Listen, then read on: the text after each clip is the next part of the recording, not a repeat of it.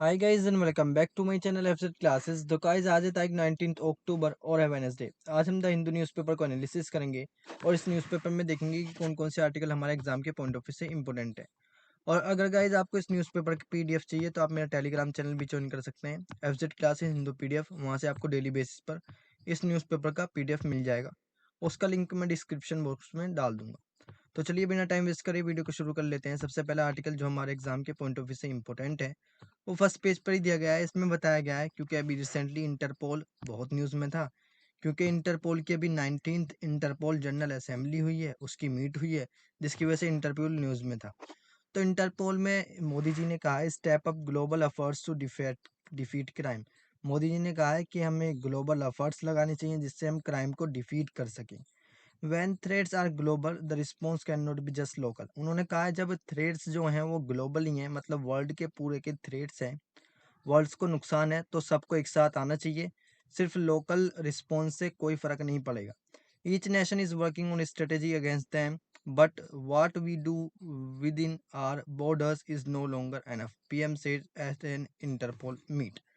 Prime Minister Narendra Modi on Tuesday called for enhanced global cooperation to defeat the threats of terrorism.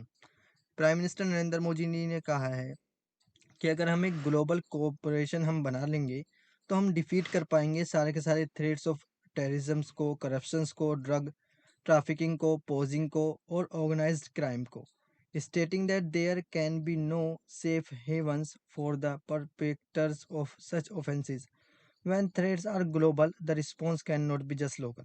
उन्होंने कहा जब threats global है तो सिर्फ response local से नहीं चलेगा, सबको इसमें रिस्पॉन्स करना होगा, जिसकी वजह से हम टेररिज्म से, करप्शन से, ड्रग ट्रैफिकिंग से, इन सब से छुटकारा मिल जाएगा हमें। It is high times that he would came together to defeat these threats, Mr. Modi said at the inaugural address at the fourth day 19th Interpol general assembly meet जो हुई है। अब इस आर्टिकल में हमें क्या पढ़ना है इंटरपोल के बारे में। तो इंटरपोल की बात करें तो एक इंटरनेशनल क्रिमिनल पुलिस ऑर्गेनाइजेशन है, जिसको हम इंटरपोल भी बोलते हैं। इंटरनेशनल क्रिमिनल पुलिस ऑर्गेनाइजेशन, जिसको हम इंटरपोल भी बोलते हैं। ये एक इंटरनेशनल ऑर्गेनाइजेशन है जो फैसिलिटेट्स करती है वर्ल्ड वाइड पुलिस कोऑपरेशंस को और क्राइम कंट्रोल्स को। इसका हेडक्वार्टर आपको लियोन फ्रांस में देखने को मिला जाएगा। ये एक वर्ल्ड की लार्जेस्ट इंटरनेशनल पुलिस ऑर्गेनाइजेशन है। क्या है? वर्ल्ड की लार्जेस्ट इंटरनेशनल पुलिस ऑर्गेनाइजेशन है, जिसके 7 रीजनल ब्यूरोज हैं और world wide and national central bureau है इन ऑल 195 मेंबर स्टेट्स में। इसके कितने मेंबर हैं? 195 member states. Interpol was conceived during the first international criminal police congress in 1914 which brought official from 24 countries. Interpol सबसे पहले कब आया था? International criminal police congress in 1914 में, जिसके अंदर जब उसके अंदर 24 कंट्रीज थी, जो डिस्कस करने के लिए बनाई गई थी कोऑपरेशन किस तरीके से इन्फोर्समेंट में आए। It was found on September 7 1923। इसको सेप्टेम्बर 7 1923 में बनाया गया था। At the close of 5 day 1923 congress session in Vienna as the international criminal police commission. तो सबसे पहले इसको क्या बनाया था? International criminal police commission. And adopted many of its current duties throughout the 1930s after coming under Nazis control in 1938। जब Nazi का control आया 1938 में, agency had their headquarters in the same building as the Gestapo and was effectively moribund until the end of the World War II. In 1956, ICPC adopted a new constitution and the name Interpol. तो 1956 में इसको क्या नाम मिला? Interpole, और इसने अपना new constitution adopt किया। Derived from its telegraphic address used since 1946, Interpol provides investigative support, expertise, and training to local enforcement worldwide, focusing on the three major areas of transitional crime, terrorism, cyber crime, and organized crime. ये किन किन area पे focus करता है? तो ये करता है ट्रांसनेशनल क्राइम पे, टेररिज्म पे, साइबर क्राइम्स पे और ऑर्गेनाइज क्राइम पे। It's broad mandate covers virtually every kind of crime including crimes against humanity. ये और भी ज़्यादा है जो इसके फंक्शंस हैं करने के, उनसे ब्रॉड भी ये काम करता है, जिसके अंदर आता है crimes against humanity, child pornography, drug trafficking and productions, political corruptions, intellectual properties infringement, and white collar crime. Agency also facilitates cooperations among national law enforcement institutions through criminal databases and communications networks. Contrary to popular beliefs, Interpol is itself not a law enforcement agency. Interpol कोई भी law enforcement नहीं करती अपने आप, ये सिर्फ क्या करती है, ये एडवाइस करती है, ट्रांसनेशनल क्राइम को देखती है, टेररिज्म को देखती है, साइबर क्राइम को देखती है और लोगों की मदद करती है जिससे वो क्या हो सके, इन चीज़ों से टैकल हो सके। और प्लस पुलिस और इससे अंदर क्या आता है, क्रिमिनल कंट्रोल कोऑपरेशन देखने को मिलता है। अब इंटरपोल के बारे में थोड़ा शॉर्ट में डिस्कस कर लेते हैं। तो इसका कॉमन नेम क्या है, इसका कॉमन नेम इंटरपोल, एब्रीविएशन इसकी ICPO इंटरपोल है। मोटो इसका क्या है, connecting police for a safer world, police को कनेक्ट करना सेफर वर्ल्ड के लिए। फॉर्म हुई थी इसकी 7 सितंबर 1923 में। प्रीसीडिंग एजेंसी, से पहले जो एजेंसी काम करती थी वो थी first international criminal police of Congress 1914 में। एम्प्लॉयज़ के आपको 1050 2019 में देखने को मिल जाएंगे। अब हमने इंटरपोल के बारे में डिटेल में डिस्कस कर लिया। अब देख लेते हैं नेक्स्ट आर्टिकल जो हमारे एग्जाम के पॉइंट ऑफ व्यू से, नेक्स्ट आर्टिकल जो हमारे एग्जाम के पॉइंट ऑफ व्यू से इंपॉर्टेंट है, वो आर्टिकल बहुत इंपॉर्टेंट है। इस आर्टिकल में हम पूरा रशिया और यूक्रेन का जो वार अभी तक हुआ है उसको डिस्कस कर लेंगे। तो ये टेस्ट एंड कंटेस्ट में दिया गया है। इसमें बताया गया है जो यूक्रेन का पावर स्टेशन है उस पर अटैक किया गया है रशियन फोर्सेस के द्वारा। 30% of Ukrainian power stations that were destroyed by the Russian forces in repeated strikes that targeted energy infrastructure and cos blackouts across the countries. यानी कि 30% जो यूक्रेन का पावर स्टेशन था जो पहले ही डिस्ट्रॉय हो चुका था, अब वो दोबारा रशियन फोर्सेस के द्वारा उसको रिपीटली उस पर स्ट्राइक किया गया है, जिसकी वजह से एनर्जी इंफ्रास्ट्रक्चर पर टारगेट किया गया है और ब्लैकआउट सा हो गया है कंट्रीज के अंदर। According to the president Volodymyr Zelensky's, several regions of Ukraine including the capital Kyiv were experiencing power cuts, यानी कि वहाँ पर पावर कट्स देखने को मिल रहे हैं। कहाँ पर, और कीव जो कैपिटल है यूक्रेन की। After new round of strike hits energy facilities, जो नया राउंड चलाया रशियन स्ट्राइक का उसके अंदर एनर्जी फैसिलिटीज पे उसने सबसे ज़्यादा अटैक किया है। तो इस आर्टिकल में हमें क्या पढ़ना है, रशिया यूक्रेन का वार। रशिया यूक्रेन का वॉर की बात करें तो एक ऑनगोइंग बिटवीन वार है रशिया और Russian separatist in Ukraine and Ukraine आपको देखने को मिल जाएगा। तो यूक्रेन का जो रशिया का जो वार जो हुआ था वो फरवरी 2014 से शुरू हुआ था। Hostilities were initiated by the Russia, सबसे पहले वॉर की स्टार्ट रशिया से की गई थी। Shortly after Ukraine revolution of dignity and were focus on political status of Crimea.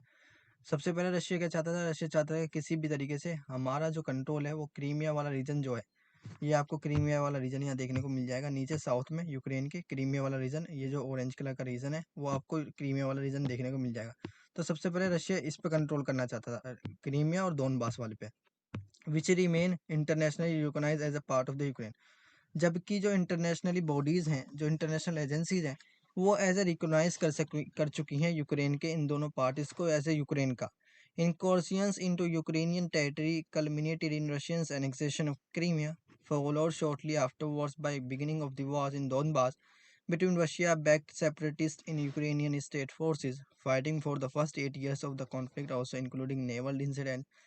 यानी कि 8 साल हो गए इनकी लड़ाई को, 2014 से अब 2022 तक भी इनका युद्ध चल रहा है, कॉन्फ्लिक्ट चल रहा है।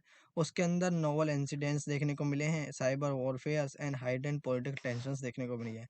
Throughout 2021, bilateral tensions rose due to Russian military build-up surrounding Ukrainian territory। 2021 की बात करें तो बायलेटरल टेंशंस फिर बढ़ी और रशियन मिलिट्री ने दोबारा से सराउंड करना शुरू कर दिया यूक्रेनियन टेरिटरी को। And on 24 February 2022 the conflict saw a major escalation as Russia invaded Ukraine again. फिर 2022 में शुरू हुआ ये वॉर, 2021 के बाद फिर रशिया ने फिर इन्वेड करना शुरू कर दिया यूक्रेन को। ऑन 22 फरवरी 2014 में Ukrainian president Viktor Yanukovych was ousted from office as a result of the Euromaidan and the Revolution Dignity, which broke out after his decision to reject the European Union-Ukraine Association Agreement and instead pursues closer ties with Russia and the Eurasian Economic Union। 22 फरवरी 2014 में Ukrainian president जो थे victor यंकिच उनको post से हट गए वो as a result of an Euromaidan और revolution of dignity की वजह से। Shortly after Yanukovych overthrow and exiles to Russia, Ukraine eastern and southern regions erupted with a pro-Russian unrest. Simultaneously, unmarked Russian troops moved into an Ukrainian Crimea and took control of strategic positions and infrastructure। जो पहले वाले president थे उनके राइन के अंदर ही जो Russia थी वो रशिया ने ही इन्वेड करना शुरू कर दिया था यूक्रेन के ईस्टर्न और साउदर्न रीजन्स में। साइमल्टेनियसली रशियन ट्रूप्स देखने को मिले थे यूक्रेन के क्रीमिया वाले रीजन पर, और वहाँ पर वो स्ट्रेटेजी को कंट्रोल कर रहे थे और इंफ्रास्ट्रक्चर बना रहे थे अपना, इंक्लूडिंग द क्रीमियन पार्लियामेंट बनाया उन्होंने 27 फरवरी 2014 में। उनका इंफ्रास्ट्रक्चर देखने को मिला, पार्लियामेंट के अंदर भी स्ट्रेटेजी देखने को मिली। ऑन 16 मार्च 2014 में Russia organized the internationally unreorganized Crimean status referendums, the outcomes of which was in favor of Crimea coming under Russian sovereignty। जिसके बाद एक रिजोल्यूशन लाया गया, रेफरेंडम लाया गया, जिससे ये पता लग गया कि रशिया का जो यूक्रेन का क्रीमिया वाला रीजन है वो रशिया सॉवरेनिटी के अंदर होगा।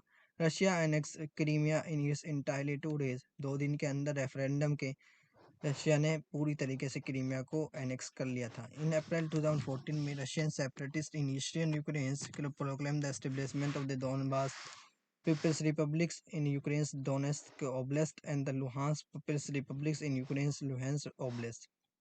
अप्रैल 2014 में रशियन सेपरेटिस्ट ईस्टर्न यूक्रेन में उन्होंने प्रोक्लेम कर दी, घोषणा कर दी कि उन्होंने एस्टेब्लिश वो स्थापित कर चुके हैं डोनेस्क पीपल्स रिपब्लिक्स को, जो यूक्रेन के अंदर डोनेस्क ओब्लास्ट में है, और लुहांस्क पीपल्स रिपब्लिक्स को, जो यूक्रेन के अंदर लुहांस्क ओब्लास्ट में है, with support from Russia in the form of political figures, special forces and enables military advisers. अब इसके बारे में थोड़ा शॉर्ट में देख लेते हैं। तो ये वॉर सबसे पहले कब शुरू हुआ था? 20 फरवरी 2014 में। लोकेशन यूक्रेन और रशिया। स्टेटस अब भी ये कॉन्फ्लिक्ट चल रहा है। टेरिटोरियल चेंजेस जो हुए हैं 2014 से 2022 में, annexation of Crimea bye Russian federation के द्वारा क्रीमिया को पूरी तरीके से एनेक्स कर लिया गया है, और seizure of territory in eastern Ukraine by pro Russian separatist, यानी कि 2022 में भी इनका इन्वेशन देखने को मिला है, और कुछ ईस्टर्न जो यूक्रेन की टेरिटरी है उनको प्रो रशिया सेपरेटिस्ट ने पूरी तरीके से सीज कर लिया है। तो हमने रशिया और यूक्रेन का वार डिटेल में डिस्कस कर लिया। अब देख लेते हैं नेक्स्ट आर्टिकल जो हमारे एग्जाम के पॉइंट ऑफ व्यू से इंपॉर्टेंट है। नेक्स्ट आर्टिकल इससे नीचे ही दिया गया है। इसमें दिया गया है जो अफ्रीकन कंट्रीज है गैम्बिया, उसके अंदर एक बच्चे की डेथ देखने को मिली है कफ सिरप से डेथ देखने को मिली है। अब इशू क्या है? वो कफ सिरप जो होती है वो इंडिया से मैन्युफैक्चर होती है, तो इसको लेकर इशू है। On October 8 Gambia's health ministers Ahmadou Lamin Samateh said that the number of child deaths likely linked to an contaminated cough syrups made by Indian manufacturer had rise to 69। 69 बच्चों की वहाँ पर डेथ हो गई है, किसकी वजह से? सिर्फ कफ सिरप की वजह से, जो कि इंडियन मैन्युफैक्चरिंग कफ सिरप है। This comes a day after Gambian President Adama Barrow said that the surge in acute kidney injuries linked to the paracetamol syrups was under control। जो kidney इंजर्स हो गई हैं उनकी वजह से, इंजरीज हुई है किडनीज की वजह से, किडनीज में जो इंजरीज हुई है वो पैरासीटामोल सिरप से कंट्रोल कर ली गई है, लेकिन कफ सिरप्स की वजह से डेथ देखने को मिली है, वो 69 डेथ गैम्बिया में हो गई हैं। व्हाट हैपन इन गैम्बिया में, अब क्या हुआ है स्पेशली इस पैराग्राफ में देख लेते हैं।